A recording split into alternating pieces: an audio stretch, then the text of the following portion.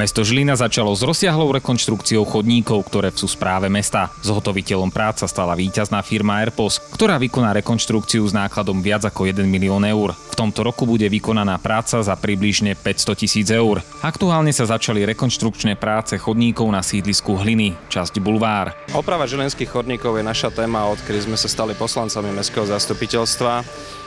Hneď na prvom alebo druhom zastupiteľstve sme navrhli kroky, ktoré treba urobiť.